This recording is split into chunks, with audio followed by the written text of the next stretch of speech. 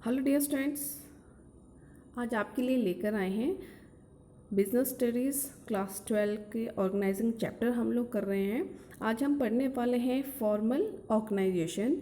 इससे पहले 2 वीडियोस इस चैप्टर के अपलोड हो चुके हैं, जिसमें meaning and procedure of organising एक और वीडियो हुई है जिसमें हमने इम्पोर्टेंस डिस्कस की है। तो जिन बच्चों ने वो वीडियो नहीं देखी है उसे पहले ज़रूर देख लें, ठीक है। तो चलिए स्टार्ट करते हैं। पहले हम देख लेते हैं कि ऑर्गेनाइजेशन होती क्या है। जैसे संस्था है वो होती क्या है, संस्था क्या है। Organisation is refer to a social group decide to achieve certain goal. ठीक है बच्चों, ऑर्गेनाइजेशन होती क्या है, एक ग्रुप है, लोगों का ग्रुप होता है, सोशल ग्रुप होता है, जो हमने क्यों बनाया, डिज़ाइन टू अचीव सर्टेन गोल। देखिए डिज़ाइन किया गया किस लिए, टू अचीव सर्टेन गोल। कोई स्पेसिफिक गोल हम लोगों ने डिसाइड किया, उसको अचीव करने के लिए कुछ लोग जो इकट्ठे होकर काम करते हैं उसको बोलते हैं organisation. Organisation involves creating a structure of relationship among people working for the desired result. देखो इसमें क्या इन्वॉल्व होता है, लोग यहाँ पे इन्वॉल्व होते हैं, create a structure and relationship among the people. अब यहाँ पे लोग आ रहे हैं काम करने के लिए, एक रिलेशनशिप यहाँ पे क्रिएट होता है। रिलेशनशिप ऐसा नहीं कि हमने दोस्ती करनी है या हमारा रिलेशन काम से है, यहाँ पे वर्क एंड रिपोर्ट का रिलेशनशिप हम यहाँ पे क्रिएट कर लेते हैं, ताकि जो हमारा डिज़ायर्ड ऑब्जेक्टिव या डिज़ायर्ड रिजल्ट है वो हम अचीव कर सकें। तो कुछ इसकी डेफिनेशंस हैं, ठीक है। एलन के हिसाब से the formal organisation is a system of well defined job, each bearing a definite measure of authority, responsibility and accountability। Allen के हिसाब से क्या है, कोई भी ऑर्गेनाइजेशन क्या है, एक वेल डिफाइंड जॉब। यहाँ पे क्या है, सभी को पता है कि मेरा जॉब क्या है। यहाँ पे स्पेसिफिक है कि वर्क डिवाइड किया जाता है। पहले हमने पढ़ा था कि division of work mean assign किया है, प्रॉपरली सबको पता है। और defining measure of authority, responsibility and accountability, और सबको पता है कि मेरी क्या अथॉरिटी है, मेरी क्या क्या जिम्मेदारी है और मैं किसके लिए आंसरेबल हूँ। अकाउंटेबल मीन किसके लिए जवाबदेही है मेरी, अगर मुझे कोई काम दिया गया तो किसके लिए मैं जवाबदेही हूँ। ये है एलन की डेफिनेशन। नेक्स्ट डेफिनेशन है चेस्टर बर्नार्ड की। Formal organisation is a system of consciously coordinated activities of 2 और more person towards a common objective. ठीक है, बर्नार्ड के हिसाब से क्या है, कोई भी ऑर्गेनाइजेशन क्या है, कॉन्शियसली कोऑर्डिनेटेड एक्टिविटी है। कॉन्शियस मीन्स सजग रहकर, सचेत रहकर हम लोग क्या करते हैं, 2 या 2 से अधिक लोग इकट्ठे होते हैं और कॉमन गोल के लिए जो काम करते हैं वही होती है फॉर्मल ऑर्गेनाइजेशन। ठीक है, जैसे कोई आप स्कूल जाते हो, ठीक है, ये फॉर्मल ऑर्गेनाइजेशन है, क्योंकि इसकी क्या है, यहाँ पे जो भी टीचर्स आते हैं वो पर्टिकुलर रूल रेगुलेशन फॉलो करते हैं। किसी पेपर के थ्रू सरकार ने उनके लिए रिक्रूटमेंट निकाली, वो सिलेक्ट हुए, पूरा प्रोसीजर फॉलो हुआ, पूरे रूल फॉलो हुए। यहाँ पे जो काम है सभी को अलॉटेड होते हैं, कौन क्या सब्जेक्ट पढ़ाएगा, कौन सा डिपार्टमेंट संभालेगा। इसमें हम लोग जो आए हैं, टीचर आए हैं, ये सारे के सारे फॉर्मल रूल एंड रेगुलेशन के थ्रू आए, इसलिए हम स्कूल क्या बोलेंगे, एक फॉर्मल ऑर्गेनाइजेशन है। ठीक है, अब हम कोई पीआरटी है, कोई पीजीटी है, कोई टीजीटी है, प्रिंसिपल है, वाइस प्रिंसिपल, ये सारे क्या है अलग अलग पोस्ट में, सबको अपने अपने काम पता है। लेकिन बच्चों यहाँ पे ये है हमारा फॉर्मल, हम यहाँ पे फॉर्मल के अनुसार जो हमारा काम है हमें सौंपा गया है वो हम करेंगे। लेकिन जब इसी में हम एक इनफॉर्मल भी हो जाता है, मान लो हम जैसे कैंटीन में बैठते हैं, स्टाफ रूम में बैठते हैं, तो यहाँ पे कोई ये नहीं है कि ये पीजीटी टीचर है या फिर टीजीटी है या प्राइमरी टीचर है, एक साथ नहीं बैठेंगे, ऐसा नहीं है। किसी की भी अच्छी बॉन्डिंग हो सकती है कि वहाँ पे कोई ज़्यादा रूल रेगुलेशन फॉलो करने की ज़रूरत नहीं है। लेकिन जो फॉर्मल ऑर्गेनाइजेशन है, देखिए अब द फॉर्मल ऑर्गेनाइजेशन इज इस group oriented entity that exists to accurate the effort of individual, and it refers to the structure of job and position which clearly define function, responsibility and authority। ये हम समझ चुके हैं, जो formal organisation है ये goal oriented होता है। गोल ओरिएंटेड क्लियर है, कोई हमारा लक्ष्य होता है, उसको अचीव करने के लिए हम ये फॉर्मल ऑर्गेनाइजेशन बनाते हैं। ठीक है। Accurate the effort of individual. अब यहाँ पे क्या है, जो भी व्यक्ति इंडिविजुअल काम करता है वो इस तरह से काम करता है, वो अपने पोजीशन पे रहकर जो उसका जॉब है इस तरह से काम करता है ताकि वो अपनी रिस्पॉन्सिबिलिटी अथॉरिटी प्रॉपरली वो करता है ताकि जो डिज़ायर्ड गोल है उसको अचीव कर सके। अब हम करते हैं characteristics of formal organisation. Number 1 है बच्चों well defined rule and regulation. ठीक, कोई भी फॉर्मल ऑर्गेनाइजेशन होगा उसको स्मूथली रन करने के लिए, ऑर्गेनाइजेशन में डिसिप्लिन मेंटेन रखने के लिए एक proper rule and regulation frame किए जाते हैं। अगर रूल रेगुलेशन नहीं होंगे तो क्या होगा, तो कोई भी अपनी मर्ज़ी से कुछ भी काम करने लगेगा। ठीक है, एक स्मूथ फंक्शनिंग वहाँ पर नहीं होगी। इसीलिए कोई भी ऑर्गेनाइजेशन है वहाँ पर अगर स्मूथली चलना चाहते हैं, अपने डिज़ायर्ड गोल को अचीव करना चाहते हैं तो हमें कुछ रूल फॉलो भी करने पड़ते हैं, हमें बनाने पड़ते हैं। कुछ लोग ऐसे होते हैं जो अनडिज़ायरेबल बिहेवियर शो करते हैं, उसको रिस्ट्रिक्ट करने के लिए हम लोग क्या करते हैं, रूल्स फ्रेम करते हैं। जैसे आप लोग समझिए स्कूल जाते हो, अगर प्रॉपर यूनिफॉर्म में नहीं है तो वो भी आपको क्या है, इनडिसिप्लिन के अंडर आएगा। डिसिप्लिन में रहना, कुछ रूल बने हुए हैं, वो किस लिए, ताकि आप प्रॉपरली डिसिप्लिन में रहो, एक डेकोरम में रहो। नेक्स्ट करेक्टर है determined objective and policies. Formal organisation क्या करता है, अपने ऑब्जेक्टिव या पॉलिसीज़ को फ्रेम करता है। इसीलिए हम लोग फॉर्मल ऑर्गेनाइजेशन क्रिएट करते हैं। मान लिया कोई 2 व्यक्ति हैं, उन्होंने सोचा चलो मिलकर एक कंपनी स्टार्ट करते हैं। वो क्या चाहते हैं, उनके पास पैसा है, रिसोर्सेज भी हैं, बाकी फिर वो और अपने जो अवेलेबल रिसोर्स है, उनके पास पैसा है, उसको और बढ़ाना चाहते हैं, बिज़नेस स्टार्ट करना चाहते हैं। तो बिज़नेस स्टार्ट करना चाहते हैं, वो चाहते हैं कि 5 साल में हमारी जो इनकम है वो डबल हो जाए।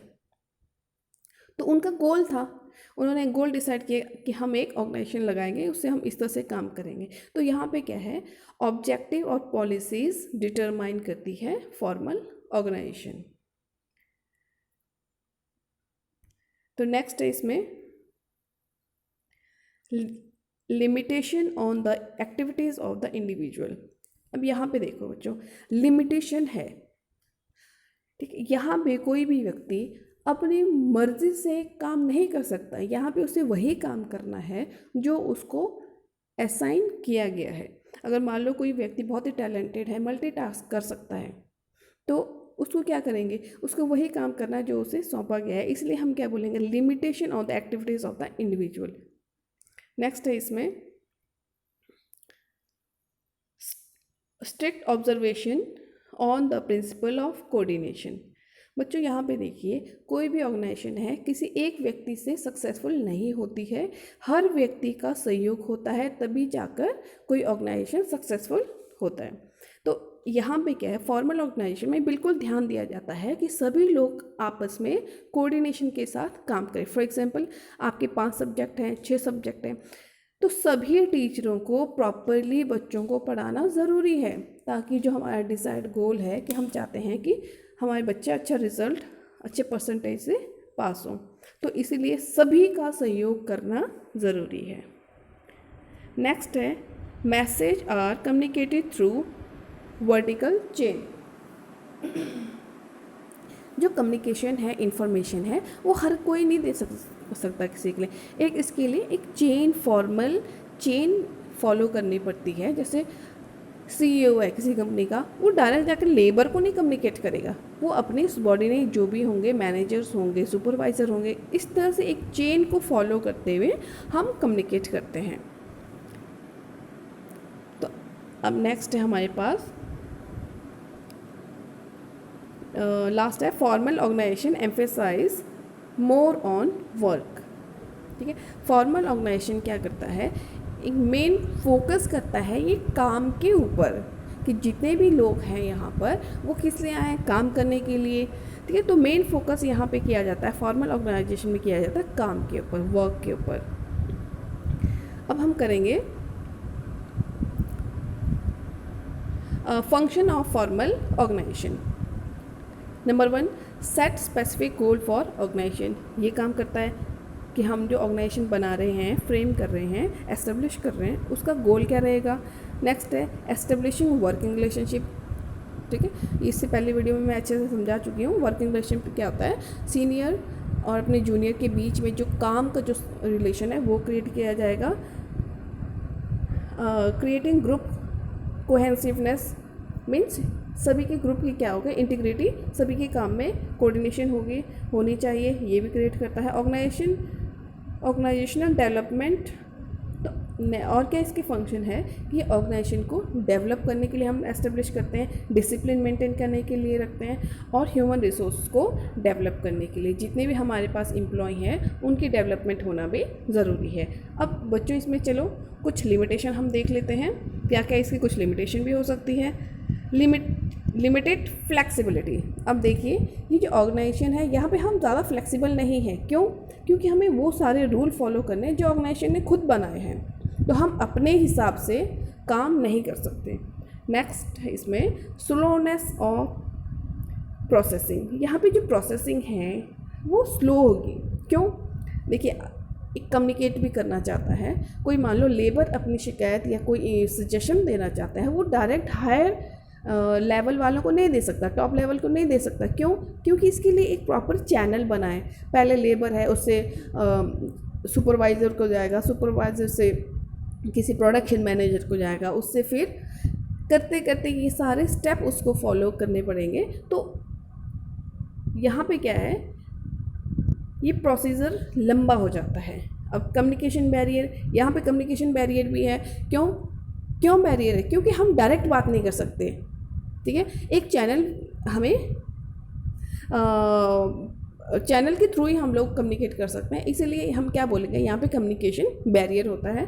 क्योंकि स्टेटस का भी यहाँ पे प्रॉब्लम होता है। जो CEO वो डायरेक्ट जो लेबर से जाकर बात नहीं करता, ठीक है, वो अपने सबॉर्डिनेट के थ्रू करते हैं। क्वालिटी ऑफ डिसीजन, यहाँ पे क्वालिटी ऑफ डिसीजन भी बहुत अच्छी नहीं होती है, ठीक है। Slowness in problem detection and processing. अब एक और प्रॉब्लम क्या है, इसमें क्या लिमिटेशन है, अगर कोई प्रॉब्लम है यहाँ पे तो उसको डिटेक्ट करने में भी टाइम लगता है और उसको सही करने में भी टाइम लगता है। तो ये हैं बच्चों इसके कुछ लिमिटेशन। अब एडवांटेजेस भी हैं इसके कुछ, चलिए देखते हैं। Easy to fix responsibility. Number 1 क्या फ़ायदा है इसका, हम अपने वर्कर्स के बीच में रिस्पॉन्सिबिलिटी फिक्स करने में आसानी रहती है, क्योंकि हम लोगों के पास क्या डिवीज़न ऑफ वर्क है, हम जिसको काम सौंपेंगे वही रिस्पॉन्सिबल है। नेक्स्ट है मेंटेन्स यूनिटी ऑफ कमांड। देखो बच्चों इसमें क्या है, यूनिटी ऑफ कमांड हम प्रिंसिपल पहले पढ़ चुके हैं। मीन्स क्या होना चाहिए कि जो वर्कर को पता होना चाहिए कि मुझे कहाँ से कमांड मिलेगी, मीन्स मुझे किसके ऑर्डर फॉलो करने हैं, तो ये मेंटेन रहता है। Third one is focuses on organisational goal. इसका और एडवांटेज ये है कि सभी लोग ऑर्गेनाइजेशन के गोल को ध्यान में रखकर ही काम करेंगे। Fourth one is clarity of duty. यहाँ पे डिवीज़न ऑफ वर्क है, सभी लोगों को अपना काम दे रखा है। जैसे कोई कंप्यूटर साइड से, उसको पता है मुझे कंप्यूटर से रिलेटेड क्या काम करना है। आपका स्कूल ही ले लीजिए, सभी को वर्क असाइन किए गए हैं। कॉमर्स टीचर कॉमर्स पढ़ाएगा, इकोनॉमिक्स वाला इकोनॉमिक्स पढ़ाएगा, इंग्लिश वाला इंग्लिश पढ़ाएगा, स्पोर्ट्स वाला स्पोर्ट्स कराएगा। क्लियर है, सबको अपनी ड्यूटीज़ पता है। इसी तरह ऑर्गेनाइजेशन में सभी एम्प्लॉय को अपनी ड्यूटीज़ क्लियरली पता होती है। Provide stability to the organisation. और एक फ़ायदा क्या है कि ऐसे ऑर्गेनाइजेशन में ऑर्गेनाइजेशन की स्टेबिलिटी बनी रहती है, स्थिरता बनी रहती है जब हम फॉर्मल ऑर्गेनाइजेशन बनाते हैं। तो ये थे इसके एडवांटेजेस, हमने पढ़े डिसएडवांटेजेस। तो इसी के साथ आज का टॉपिक यहीं पे समाप्त होता है। नेक्स्ट वीडियो ये इनफॉर्मल ऑर्गेनाइजेशन जल्दी अपलोड की जाएगी। तो आपको वीडियो पसंद आई है तो ज़रूर लाइक कीजिए, शेयर कीजिए। Thank you.